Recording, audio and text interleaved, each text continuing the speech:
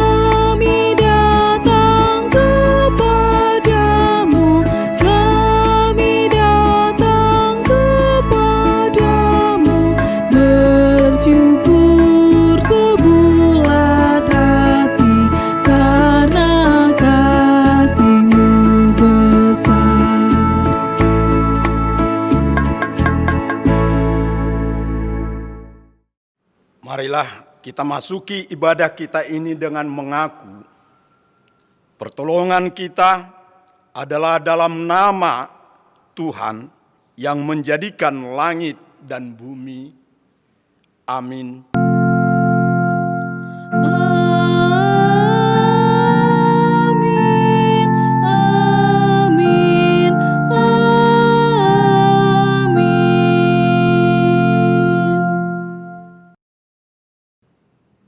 Kasih karunia dan damai sejahtera dari Allah Bapa kita dan dari Tuhan Yesus Kristus menyertai saudara sekalian.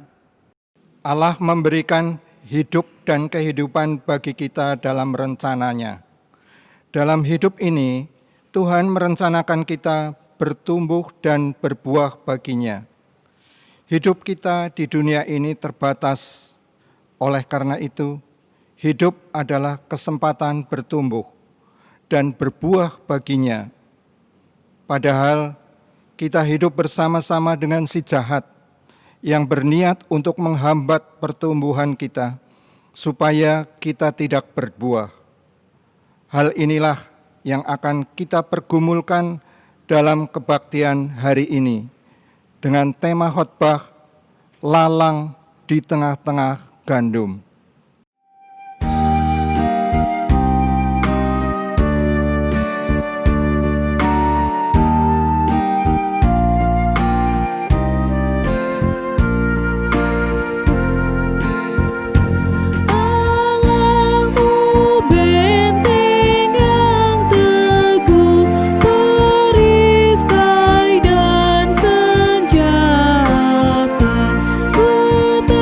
Betapapun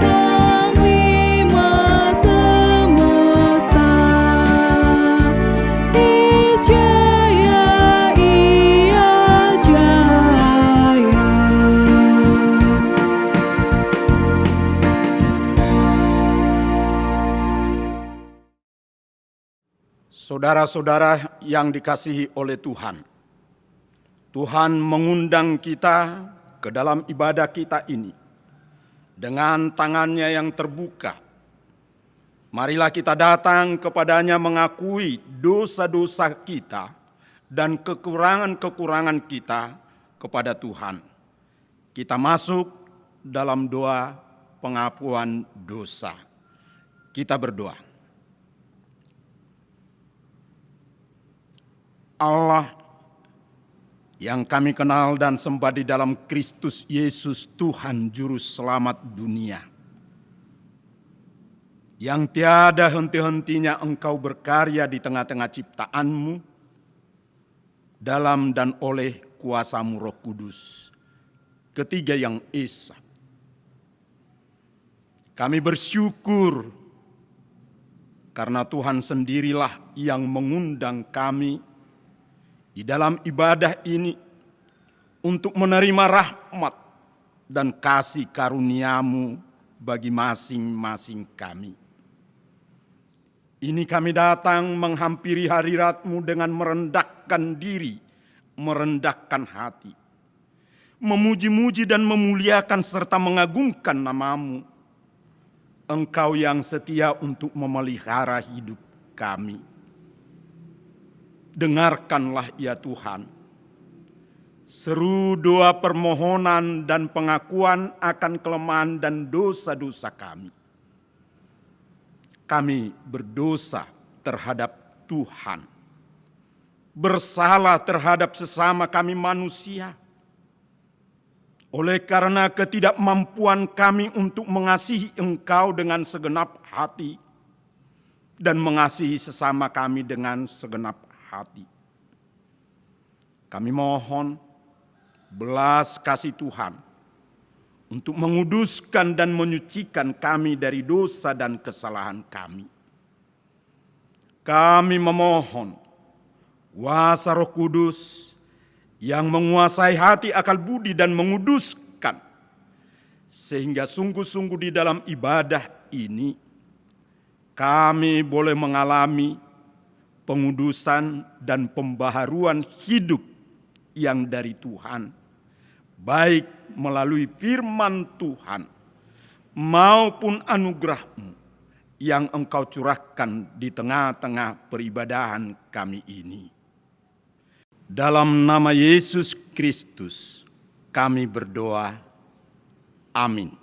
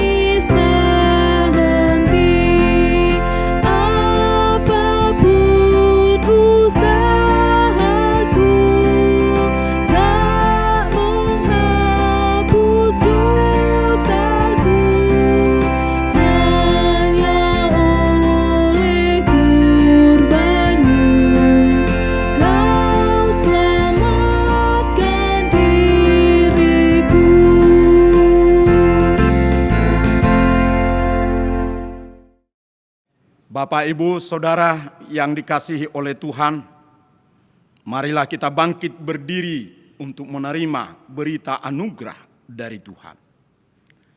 Saudara-saudaraku, oleh pengorbanan Yesus Kristus di kayu salib, kita beroleh pengampunan dan pengudusan dari dosa-dosa kita. Sekarang, terimalah berita anugerah dari Tuhan. Seperti yang dituliskan di dalam kitab Roma pasal 4 ayat 7 sampai ayat yang ke-8. Berbahagialah orang yang diampuni pelanggaran-pelanggarannya dan yang ditutupi dosa-dosanya. Berbahagialah manusia yang kesalahannya tidak diperhitungkan Tuhan kepadanya. Demikianlah berita anugerah dari Tuhan.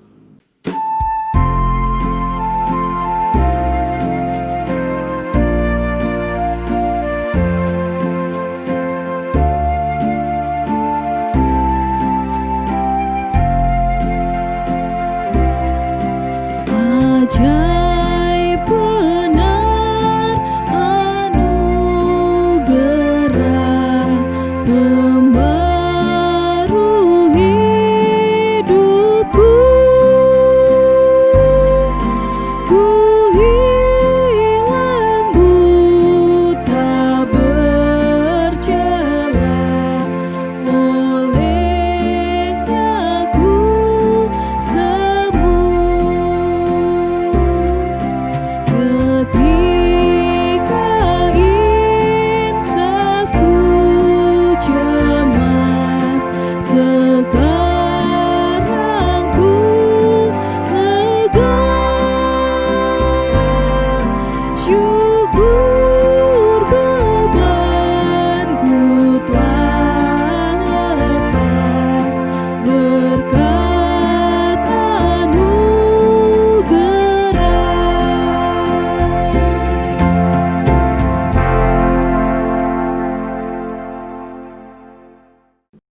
Sebelum kita bersama-sama membaca dan merenungkan firman Tuhan, marilah kita bukakan hati kita. Kita mohon kuasa Roh Kudus menolong kita di dalam membaca maupun merenungkan firman Tuhan ini. Kita berdoa. Kami mau membaca dan mendengarkan firman-Mu, ya Tuhan. Tiadalah kami mampu untuk memahami apabila Engkau tidak bersama-sama dengan kami. Oleh karena itu kami bukakan hati kami.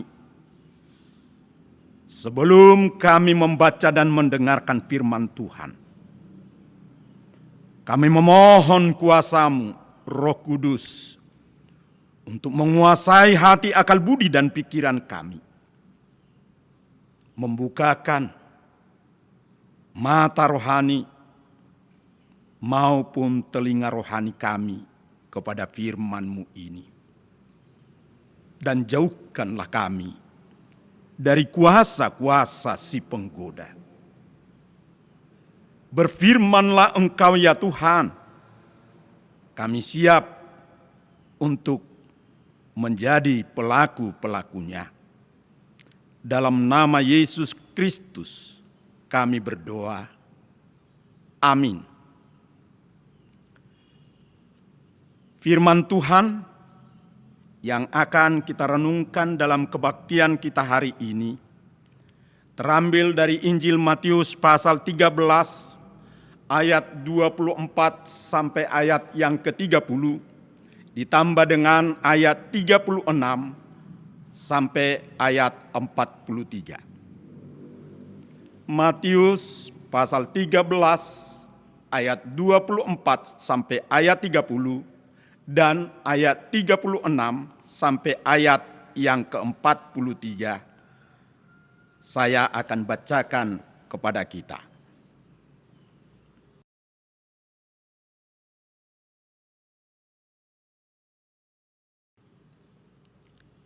Perumpamaan tentang lalang di antara gandum. Yesus membentangkan suatu perumpamaan lain lagi kepada mereka, katanya, hal kerajaan surga itu seumpama orang yang menaburkan benih yang baik di ladangnya. Tetapi pada waktu semua orang tidur, datanglah musuhnya menaburkan benih lalang di antara gandum itu, lalu pergi. Ketika gandum itu tumbuh dan mulai berbulir, nampak jugalah lalang itu. Maka datanglah hamba-hamba Tuhan ladang itu kepadanya dan berkata, "Tuhan, bukankah benih baik yang Tuhan taburkan di ladang Tuhan? Dari manakah lalang itu?" Jawab Tuhan itu, "Seorang musuh yang melakukannya." Lalu berkatalah hamba-hamba itu kepadanya, "Jadi maukah Tuhan supaya kami pergi mencabut lalang itu?" Tetapi ia berkata, "Jangan, sebab mungkin gandum itu ikut tercabut pada waktu kamu mencabut lalang itu. Biarkanlah keduanya tumbuh bersama sampai waktu menuai. Pada waktu itu, aku akan berkata kepada para penuai, kumpulkanlah dahulu lalang itu dan ikatlah berberkas-berkas untuk dibakar. Kemudian kumpulkanlah gandum itu ke dalam lumbungku." Ayat yang ke-36 sampai ayat yang ke-43. Maka Yesus pun meninggalkan orang banyak itu, lalu pulang. Murid-muridnya datang dan berkata kepadanya, "Jelaskanlah kepada kami perumpamaan tentang lalang di ladang itu." Ia menjawab katanya, "Orang yang menabur benih baik ialah Anak Manusia. Ladang ialah dunia. Benih yang baik itu anak-anak kerajaan, dan lalang anak-anak si jahat. Musuh yang menaburkan benih lalang ialah iblis. Waktu menuai ialah akhir zaman, dan para penuai itu malaikat. Maka seperti lalang itu dikumpulkan dan dibakar dalam api, demikian juga pada akhir zaman Anak Manusia akan menyuruh malaikat-malaikatnya, dan mereka akan mengumpulkan segala sesuatu yang menyesatkan dan semua orang yang melakukan kejahatan dari dalam kerajaannya. Semuanya akan dicampakkan ke dalam dapur api. Di sanalah akan terdapat ratapan dan kertakan gigi. Pada waktu itulah orang-orang benar akan bercahaya seperti matahari dalam kerajaan Bapa mereka. Siapa yang bertelinga, hendaklah ia mendengar." Demikianlah firman Tuhan. Yang berbahagia adalah kita yang mendengarkan firman Tuhan Allah ini dan yang memeliharanya. Haleluya.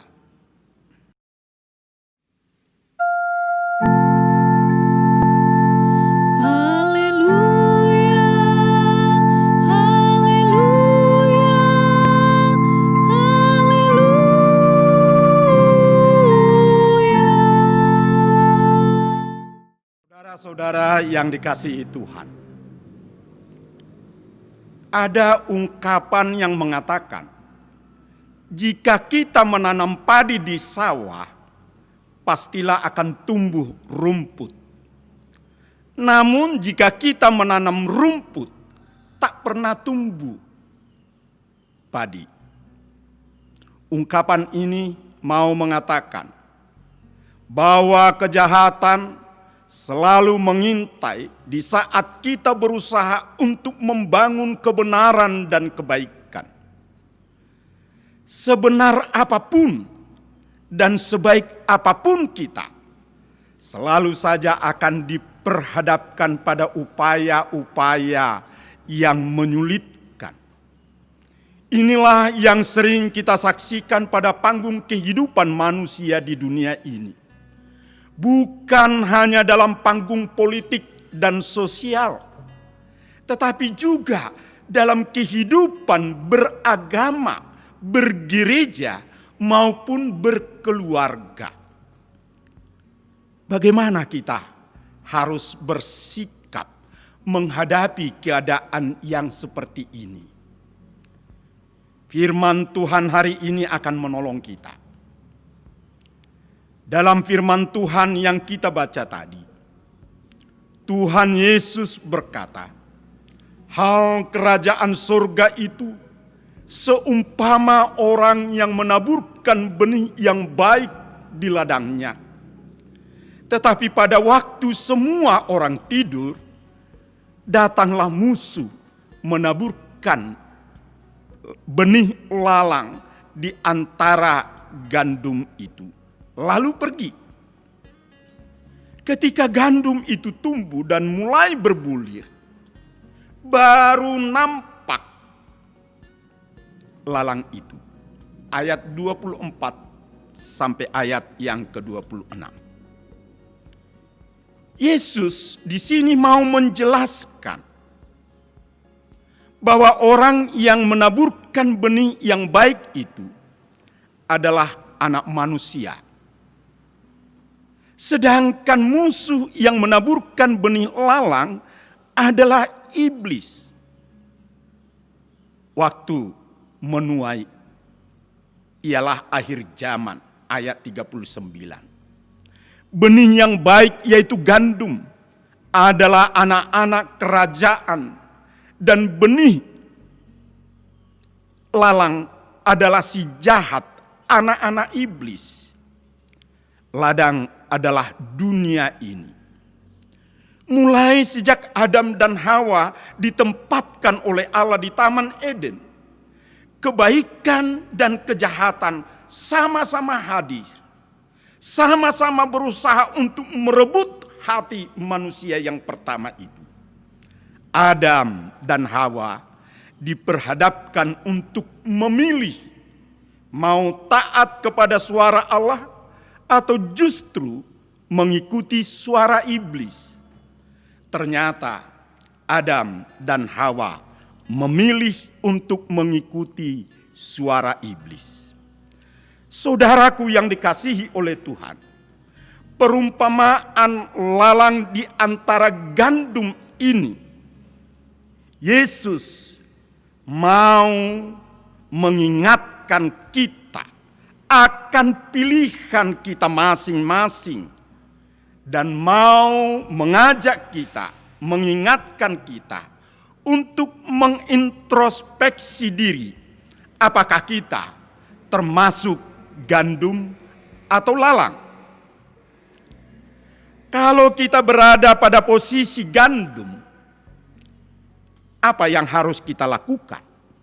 Dan bagaimana kita menyikapi orang lain yang dalam kategori lalang?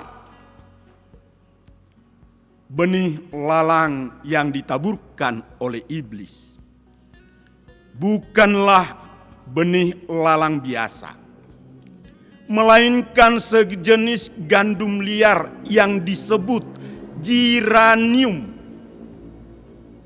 Jenis lalang ini sangat sulit dibedakan dengan gandum biasa karena bentuknya persis serupa. Tumbuh bersama gandum, akarnya saling terkait satu dengan yang lain dengan akar gandum. Orang hanya dapat membedakan antara lalang ini dengan gandum ketika mereka bertumbuh besar dan bulir-bulirnya mulai masak. Jadi sangat jelas sekali kehadiran lalang ini mengganggu pertumbuhan dan produktivitas gandum. Baik akar maupun batang serta bulir lalang ini menghempit gandum. Seharusnya lalang itu sesegera mungkin harus disingkirkan supaya gandum dapat bertumbuh dan berbuah dengan baik. Begitulah pikiran manusia. Begitu juga pikiran kita. Kita cenderung berpikir untuk menyingkirkan semua yang bisa menghambat dan merusak rencana maupun pekerjaan kita. Hamba-hamba itu juga memiliki pikiran seperti yang kita pikirkan. Lalu datang menemui tuannya dengan berkata, "Jadi, maukah Tuhan supaya kami pergi mencabut lalang itu?" Ayat 28.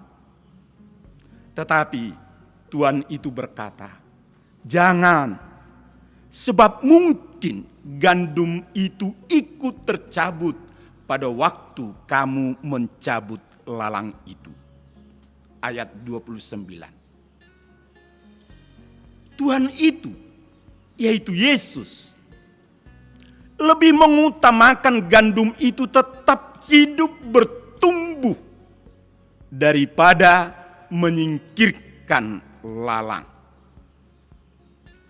Ia menghendaki kita untuk belajar bertahan, tetap tumbuh dan berbuah di tengah-tengah hempitan dan ancaman. Jangan menghabiskan waktu dan tenaga untuk menyingkirkan lalang, tetapi fokuskanlah hatimu, pikiranmu, maupun kekuatanmu untuk berusaha tetap bertumbuh dan berbuah sekalipun dihambat dan disesak oleh lalang.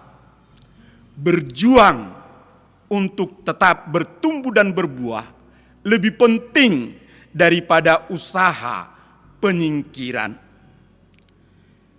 Saudara yang dikasihi oleh Tuhan, di saat para hamba itu berpikir bahwa mereka harus mencabut lalang yang menghempit dan merusak pertumbuhan dan produktivitas gandum, tuannya malah berkata, "Biarkanlah keduanya tumbuh bersama sampai waktu menuai."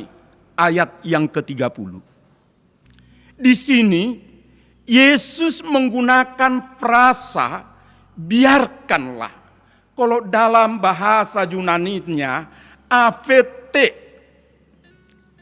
kata "biarkanlah" bisa diterjemahkan menjadi "maafkan, ampunilah mereka".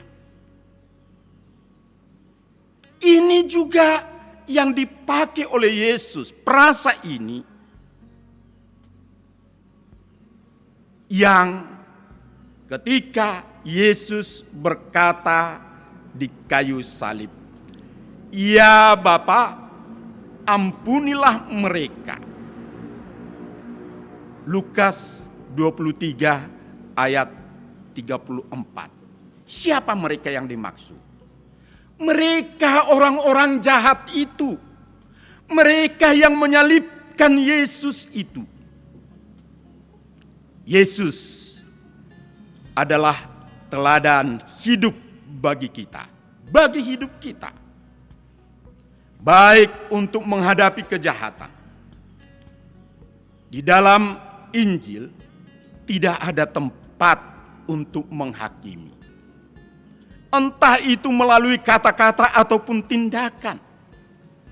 Yesus memerintahkan supaya kita mengasihi dan mengampuni, mengasihi musuh, mengasihi sesama, mengasihi diri sendiri, mengasihi Tuhan Allah, dan mengampuni orang yang bersalah.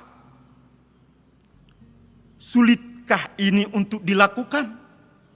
Oh, jelas sekali sangat sulit. Namun, semua kesulitan itu harus kita lalui. Tetapi ingatlah bahwa kita adalah benih yang baik yang ditaburkan oleh Yesus Kristus. Selama kita mau menyerahkan dipimpin oleh Kristus dan Roh Kudus, semua kesulitan itu akan kita lalui bersama dengan Dia. Biarkanlah keduanya tumbuh bersama sampai waktu menuai. Pada waktu itu aku akan berkata kepada para penuai, kumpulkanlah dahulu lalang itu dan ikatlah berberkas-berkas untuk dibakar. Kemudian kumpulkanlah gandum itu ke dalam lumbungku. Ayat 30. Gandum dikumpulkan dan dimasukkan ke lumbung, sedangkan lalang diikat untuk dibakar. Saudara-saudaraku yang dikasihi oleh Tuhan, sekarang memang Tuhan mengizinkan lalang tumbuh bersama dengan gandum. Lalang bisa lebih subur dan lebih banyak dibandingkan gandum. Itu tidak masalah, asal kita tetap gandum. Sebagai gandum berarti menjadi garam dan terang di tengah-tengah dunia ini. Matius 5 ayat 13. Itulah karakter gandum yang membedakannya dari lalang. Jangan sampai berubah karakter menjadi lalang. Jika itu yang terjadi, kita tidak akan pernah sampai ke dalam lumbung Tuhan nantinya. Lalang akan diikat dan dibakar pada waktu menuai. Mempertahankan pertumbuhan karakter gandum di tengah-tengah lalang tentu tidak mudah. Tetapi meskipun itu sulit, pilihan ada di dalam diri kita sendiri. Jika sekarang itu terlihat sebagai pengorbanan besar, tetaplah lakukan sampai masa menuai itu tiba. Saudara-saudaraku yang dikasihi oleh Tuhan, dari perumpamaan lalang dari antara Yesus, lalang di antara gandum ini, ada beberapa hal yang perlu kita catat. Yang pertama,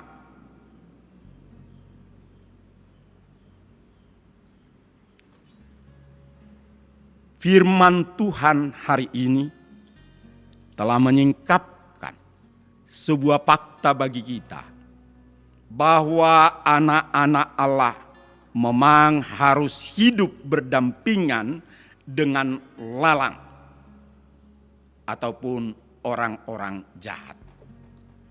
Tugas kita bukan untuk menyingkirkan mereka. Tugas kita adalah mengasihi dan mengampuni mereka serta berusaha supaya mereka bertobat.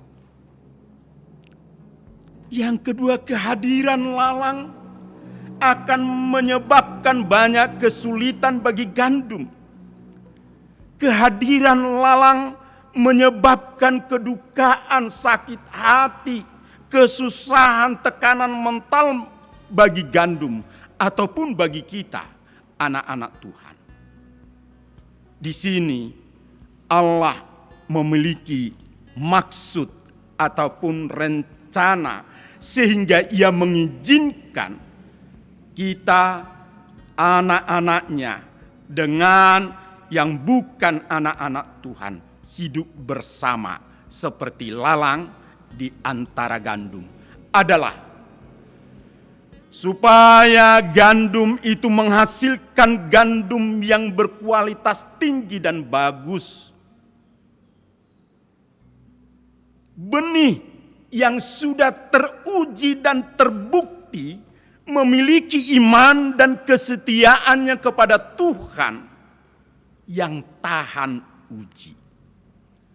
Lalu yang ketiga, setiap orang memiliki kesempatan hidup yang terbatas.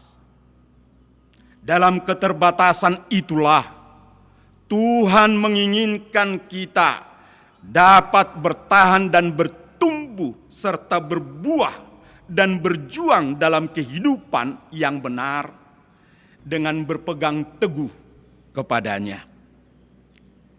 Biarlah kita tetap tentram, damai dengan tenang menjalani kehidupan ini, walaupun penuh dengan tantangan, sebab kita bersama dengan Tuhan sebagai pemilik ladang itu, yang memastikan waktu panen pasti akan tiba. Amin.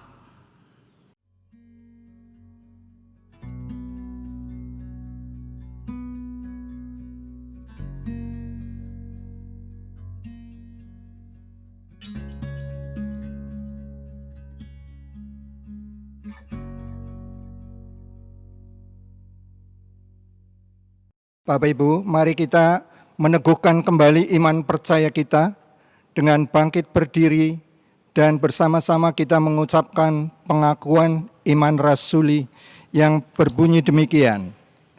Aku percaya kepada Allah, Bapa yang Maha Kuasa, Halik langit dan bumi, dan kepada Yesus Kristus, Anak-Nya yang tunggal Tuhan kita, yang dikandung dari Roh Kudus, lahir dari anak darah Maria, yang menderita sengsara di bawah pemerintahan Pontius Pilatus, disalibkan, mati dan dikuburkan, turun ke dalam kerajaan maut. Pada hari yang ketiga, bangkit pula dari antara orang mati, naik ke surga, duduk di sebelah kanan Allah, Bapa yang Maha Kuasa. Dan dari sana ia akan datang untuk menghakimi orang yang hidup dan yang mati. Aku percaya kepada Roh Kudus, gereja yang kudus dan am, persekutuan orang kudus, pengampunan dosa, kebangkitan orang mati, dan hidup yang kekal. Amin. Silakan duduk. Bapak Ibu, tiba saatnya kita akan memberikan persembahan syukur. Nats persembahan diambil dari 2 Korintus 9 ayat yang ke-7 yang berbunyi demikian. Hendaklah masing-masing memberikan menurut kerelaan hatinya, jangan dengan sedih hati atau karena paksaan.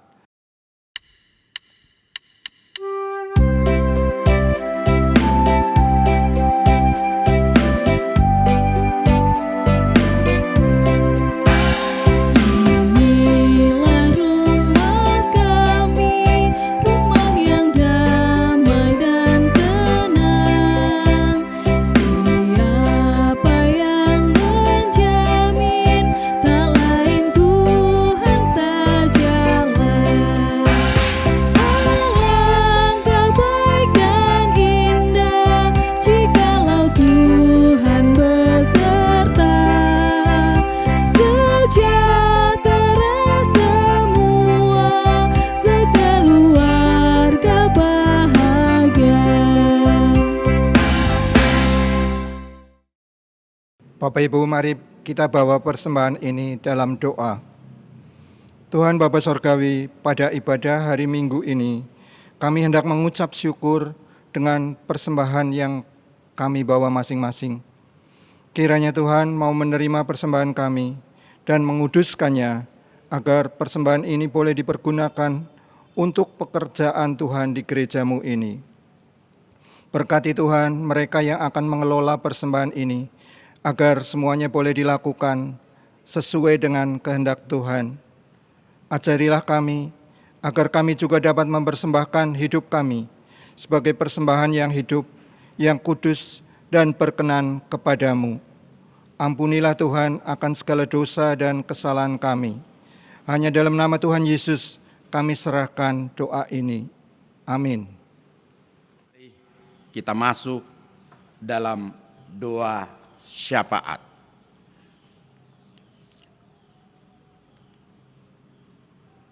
Ya Tuhan, sungguh indah kasih setiamu yang memelihara hidup kami, yang terus-menerus merindukan kami boleh hidup damai dan sejahtera di tengah-tengah kehidupan kami di dunia ini. Kami bersyukur karena Engkau sendiri yang berjanji untuk menyertai kami di dalam seluruh perjalanan dan pergumulan hidup kami masing-masing. Dan Engkau sendiri yang mengizinkan segala sesuatu yang menerpa kehidupan kami. Baik itu hal yang mengecewakan dan mendukakan hati kami, maupun yang mencoba untuk memberikan keputusasaan di dalam diri kami. Namun Engkau tetap setia untuk menolong dan menjagai kami. Dan di dalam firman-Mu hari ini juga, Engkau menyingkapkan semuanya itu bagi kami. Oleh karena itu ya Tuhan, kami menyerahkan diri kami ke dalam kuasa, ke dalam pimpinan Roh Kudus, ke dalam kasih Allah. Bimbing, tuntun, dan kuatkanlah kami. Engkau di dalam kami dan kami di dalam kuasa-Mu, supaya kami boleh melalui semua pergumulan-pergumulan dan tantangan hidup ini, baik itu yang muncul dari diri kami maupun yang datang dari si jahat. Kami memohon supaya Tuhan juga memberkati gereja-Mu GKI Purbalingga ini, menguduskannya, mencurahkan rahmat maupun kuasa Roh Kudus-Mu. Demikian juga gereja-gereja yang ada di tengah-tengah masyarakat bangsa kami Indonesia ini, maupun yang ada di dunia. Semangati kami untuk menjalankan tugas panggilan kami, supaya gereja-Mu tetap sungguh-sungguh boleh menjadi garam dan terang bagi dunia ini. Ya Bapa yang Maha Pengasih, kami juga berdoa bagi anak-anak kami yang saat ini sedang menghadapi tes masuk ke perguruan tinggi. Teduhkanlah hati mereka, terangi pikirannya, tolonglah mereka. Demikian juga beberapa anak-anak, oleh karena suhu badannya tidak memenuhi persyaratan, akhirnya mereka harus menunggu kapan mereka dipanggil untuk mengikuti tes tersebut. Berilah ketabahan dan yakinkanlah mereka ya Tuhan, bahwa Tuhan yang bersama dengan mereka, bahwa Tuhan juga yang akan memimpin mereka, bahwa Tuhan juga yang akan menetapkan mereka boleh memasuki perguruan tinggi seperti yang mereka cita-citakan. Kami berdoa untuk 2 pasang anak-anak Tuhan yang akan melakukan peneguhan dan pemberkatan nikahnya di gereja-Mu ini. Yaitu yang pertama, pasangan Winnie Dwi Tasari dengan Anggi Kris Hadianto pada tanggal 1 Agustus yang akan datang ini. Persiapkanlah hati mereka bersama dengan keluarga besar mereka, terutama ketika mereka untuk menerima peneguhan dan pemberkatan akan nikah mereka. Jauhkan Tuhan dari kuasa-kuasa si jahat. Demikian juga dengan anakmu Ripando Sihaloho dengan saudari kami Epa Lisnawati Sidabalok, di mana mereka akan menerima peneguhan dan pemberkatan nikah pada 15 Agustus yang akan datang ini. Teguhkanlah hati mereka ya Tuhan. Sucikanlah mereka. Biarlah kedua belah pihak keluarga besar sungguh-sungguh boleh menyatukan hati mereka bersyukur kepada Tuhan. Kami juga berdoa untuk keluarga yang sedang berduka cita saat ini, karena Tuhan telah memanggil mak, ibu, mertua, yaitu Nyonya Lim Yatsui. Hiburkanlah hati orang-orang yang ditinggalkan. Kepadamu mereka ya Tuhan kami serahkan supaya Tuhan yang menghiburkan hati mereka. Kami berdoa untuk saudara-saudara kami yang sakit, baik itu yang dirawat di rumah sakit maupun di rumah sendiri. Bahkan ada salah seorang anakmu yang akan menghadapi operasi di kepala. Kuatkanlah ia Tuhan hatinya. Demikian juga dengan semua keluarganya. Biarlah kuasa Tuhan yang mengalir di dalam tubuh saudara kami itu, dan tangan kasih-Mu yang menuntun para dokter yang akan menanganinya. Ulurkan tangan-Mu untuk mengusap setiap saudara-saudara kami yang sakit, baik itu yang dirawat di rumah sakit maupun di rumah masing-masing, baik itu oleh karena usia yang sudah ujur maupun karena diterpa penyakit. Kuat kuasa-Mu ya Tuhan yang menolong mereka.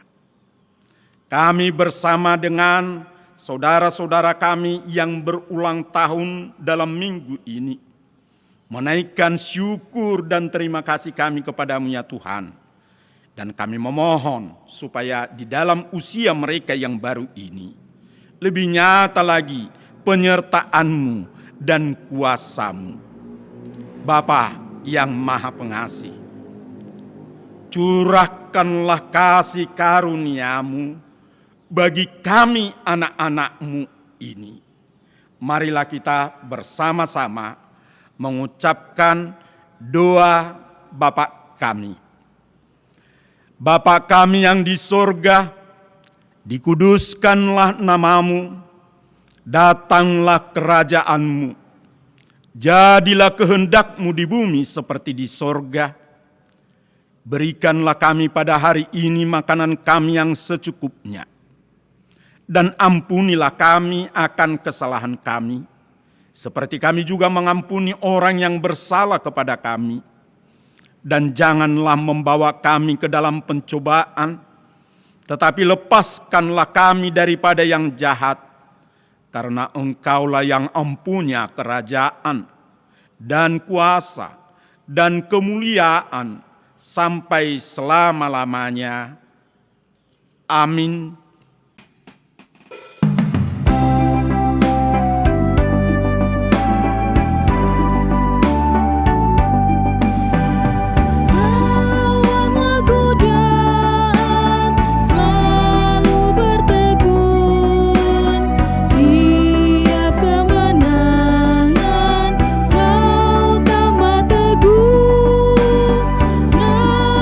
Kejahatan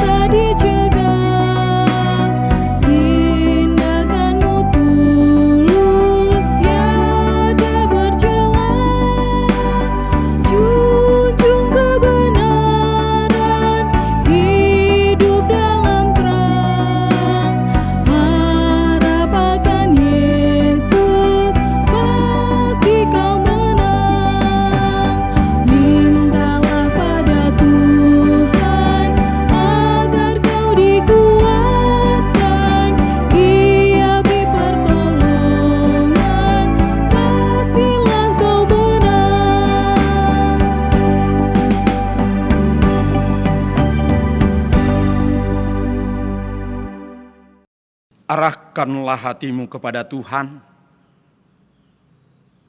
Jadilah saksi Kristus. Terpujilah Tuhan. Sekarang saudaraku, terimalah berkat dari Tuhan. Tuhan memberkati engkau dan melindungi engkau. Tuhan menyinari engkau dengan wajah-Nya dan memberi engkau kasih karunia. Tuhan menghadapkan wajah-Nya kepadamu dan memberi engkau damai sejahtera. Haleluya.